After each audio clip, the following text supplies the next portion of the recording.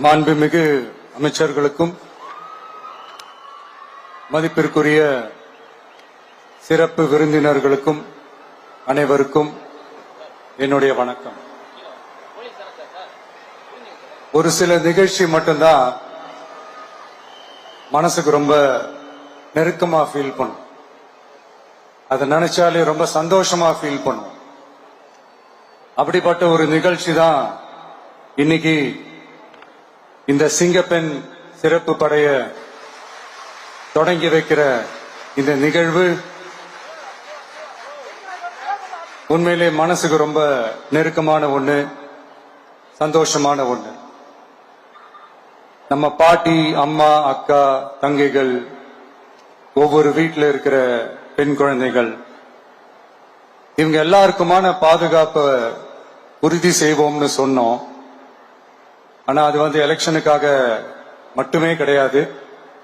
மனசுல இருந்து நிஜமா, உண்மையா, உணர்வு பூர்வமா சொன்னதுதான். பெண்களுக்கு எதிரான இந்த கொடுமைகள்ல நமக்கு எப்பவுமே 0 டாலரன்ஸ் தான். அதுல ரொம்ப உறுதியா இருக்கிறோம்.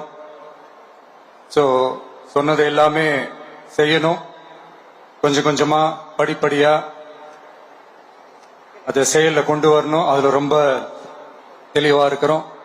அதனாலதான் ஆட்சிக்கு வந்த உடனே இந்த குறைஞ்ச நாட்களுக்குள்ளேயே இதை நடைமுறைக்கு கொண்டு வந்திருக்கிறோம். தமிழ்நாட்டில் இருக்கிற பெண்கள், பெண் குழந்தைகள் எல்லாருமே பாதுகாப்பா, தன்னம்பிக்கையோட இருக்கணும். அதுக்கான முதல் கட்டம் தான் இந்த ஸ்டெப்.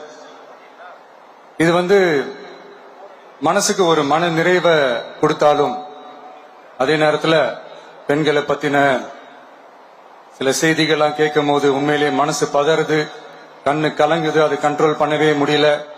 ஏன்னா நடக்கிற கொடுமைகள்லாம் யாருக்குங்க? நம்ம குடும்பத்தை சேர்ந்தவங்க தானே. எப்படி மனசு பதறாம இருக்கும்? அதனால பெண்களுக்கு எதிராக இதெல்லாம் ஏன் நடக்குது, எதுக்கு நடக்குதுன்றது மத்தவங்க மாதிரி ரீல்ஸ்லயும் இன்ஸ்டாலையும் தேடிட்டு இருக்க முடியாது. ரியாலிட்டிய புரிஞ்சுக்கணும். சோ இந்த பிரச்சனைகள்லாம் ஏன் நடக்குது அப்படின்றத அனலைஸ் பண்ணி பார்க்கும்போது சுத்தி சுத்தி பாத்தீங்கன்னா ஒரே இடத்துலதான் நிக்குது. போதை பொருள் நடமாட்டம். அதை வேரோட பிடுங்கி எறியணும். இது 2026 போன மாசம் மே மாசம் 10ஆம் தேதி இந்த பிரச்சனை புதுசா முளைச்சு வந்துடல. இது பல வருஷமா இருக்கிற பிரச்சனை. பல வருஷமா இதை கண்டுக்காம விட்டதுதான் அந்த வேர் இவ்வளவு ஆழமா பரவி இருக்குது. இத பல வருஷமா கண்டுக்காம விட்டது யார் என்றது நான் சொல்லிதான் உங்களுக்கு தெரியணும்னு அவசியம் இல்லை. அது உங்களுக்கே நல்லா தெரியும். இப்ப அதை பத்தி பேசியும் பிரயோஜனம் இல்லை. முதல்ல இந்த போதை பொருள் நடமாட்டத்தை வேரோட பிடுங்கி எறியணும். அப்படி எரிஞ்சாதான் இந்த பெண்களுக்கான இந்த சேஃப்டி ரொம்ப ஸ்ட்ராங் ஆகும். இது ரெண்டுமே ஸ்ட்ராங் ஆனாலே ஆட்டோமேட்டிக்கா சட்டம் ஒழுங்கும் சரியாகும். இந்த 3 விஷயம் சொன்னல, இந்த போதை பொருள் நடமாட்டம், பெண்களுக்கு எதிரான இந்த கொடுமை, இந்த சட்டம் ஒழுங்கு, இது 3மே ஒண்ணுக்கு ஒண்ணு இன்டர்லிங்க்ட் தான். இதுவும் இப்ப புதுசா வந்த பிரச்சனை கிடையாது. பல வருஷமா இது இன்டர்லிங்க்டா தான் இருக்குது. இதெல்லாம் ஏன், எதுக்குன்றது இப்ப முக்கியம் இல்லை. இது எப்படி சரி செய்ய போறோம்ன்றதுதான் முக்கியம். பட் அதே நேரத்துல இன்னொன்னையும் நம்ம மனசுல எடுத்துக்கணும். இந்த பெண் குழந்தைகளுக்கான இந்த பாதுகாப்பு இது வெறும் சட்டம் ஒழுங்கு சம்பந்தப்பட்டது மட்டும்தானா அப்படின்னு கேட்டீங்கன்னா இல்ல. இது சமூக ஒழுங்கும் சம்பந்தப்பட்டிருக்கு. சமூக ஒழுகல தனி மனித ஒழுங்கும் சம்பந்தப்பட்டிருக்கு. தனி மனிதன் ஒழுங்கா இருந்தாலே அந்த சமூகம் தன்னால மாறும். ஒரு கட்டுப்பாட்டோட, ஒரு பொறுப்பா இருந்தாலே இந்த மாதிரி பல பிரச்சனைகளை நம்ம கண்ட்ரோல் பண்ணலாம். படிக்கிற இடத்துல, வேலைக்கு போற இடத்துல, டிராவல் டைம்ல, ஆனா டெய்லி லைஃப்ல பயம் இல்லாம மரியாதையோட நம்ம பெண்கள் வாழணும். அதுக்கான ஒரு அட்மாஸ்பியரை நம்ம கிரியேட் பண்ணணும். அதுதான் நம்மளுடைய ஃபர்ஸ்ட் டார்கெட்டு. இவ்வளவு நேரம் நான் இதெல்லாம் ரொம்ப சாஃப்டா சொல்லிட்டு இருந்தேன். ஆனா பெண்களை தொந்தரவு செஞ்சுட்டு அப்படியே எஸ்கேப் ஆகி போயிடலாம்னு நினைக்கிறவங்களுக்கு நான் ஒரு வார்னிங்காவே சொல்றேன். பெண்கள் பாதுகாப்பை டிஸ்டர்ப் பண்றவங்க யாரா இருந்தாலும் அது சகிச்சுக்கவே முடியாது. அவங்களுக்கான தண்டனைக்கான அந்த நடவடிக்கைகள் எல்லாமே போலீஸ் டிபார்ட்மெண்ட்ல இருந்து ரொம்ப கடுமையான ஒரு தண்டனையா இருக்கும். கடுமையான ஒரு நடவடிக்கைகளா இருக்கும். அந்த தண்டனை, அவங்களுக்கான அந்த சார்ஜ் ஷீட் எல்லாமே ரொம்ப ஃபாஸ்டா, ஸ்பீடா அது செயல்படுத்தப்படும். என்ன ஒண்ணு, அந்த ஸ்பீட்ல நிரபராதிகள் யாரும் தண்டிக்கப்பட்டிருக்கூடாது. இதையும் காவல் அதிகாரிகள் மைண்ட்ல எடுத்துக்கணும். தப்பு செஞ்சவங்களுக்கு மட்டுமே அந்த உண்மையான கடுமையான தண்டனை கோர்ட் மூலியமா வாங்கி தரணும். அப்பதான் அதை பார்த்து தப்பு செய்ய நினைக்கிறவங்களுக்கு கூட தப்பு செய்யக்கூடாதுன்ற அந்த ஒரு பயம் வரணும். இந்த சிங்கப்பெண் சிறப்பு படைக்காக நம் அரசு சார்பாக முதற்கட்டமாக 354 கோடிக்கு மேல நிதி ஒதுக்கப்பட இருக்கு. இந்த திட்டத்தோட இரண்டாவது கட்டமா இந்த படைக்காக மட்டுமே 2500 புதிய பணியிடங்கள் உருவாக்கப்பட உள்ளது.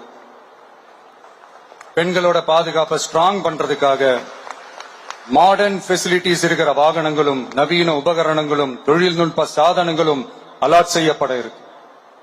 ஆல்ரெடி உமன் சேஃப்டிக்காக செயல்படுற அமைப்புகளுக்கு அடிஷனல் ஸ்ட்ரென்த் அண்ட் சப்போர்ட்டா இந்த சிங்கப்பெண் படை செயல்படுங்கிறத மீண்டும் வலியுறுத்தி சொல்ல விரும்புறேன். பெண்களுக்கு எதிரான குற்றங்கள் நடக்கிறதுக்கு முன்னாடியே அதை தடுக்கிற காவல் நடவடிக்கையில இந்த படை முக்கிய பங்கு வகிக்கும். ஃபீல்ட் ஒர்க்ஸ் அண்ட் பிரிவென்டிவ் ஆக்ஷன்ஸ்ல இந்த படை ஈடுபடுறதால அனைத்து மகளிர் காவல் நிலையங்கள் எல்லாம் வழக்கு விசாரணையிலும் குற்றவாளிகளுக்கு தண்டனை வாங்கி தர்றதிலையும் இன்னும் அதிக கவனம் செலுத்த முடியும். பெண்களை ஃபாலோ பண்றது, பாலியல் தொல்லை தர்றது, டார்கெட் பண்ணி திரும்ப திரும்ப தொந்தரவு செய்யறது, பெண்கள் கடத்தல் முயற்சி, பப்ளிக் பிளேஸ்ல அசிங்கமா நடந்துக்கிறதுக்கு பஸ்ல தொல்லை தர்றது, கூட்டத்துல பெண்களுக்கு தொல்லை தர்றதுன்னு இது மாதிரி தப்ப தடுக்கிறதுல ரொம்ப முக்கியமா இந்த சிங்கப்பெண் படை செயல்படும்.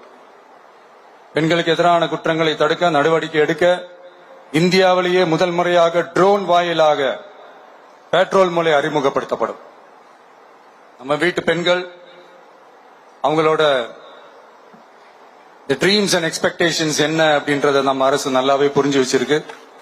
அதை கொஞ்சம் கொஞ்சமா நாங்க செயல்படுத்துவோம். உங்களுக்கான மரியாதையும் தான், உங்களுக்கான அந்த கண்ணியமும் தான் நம்ம அரசினுடைய highest and the most important priority.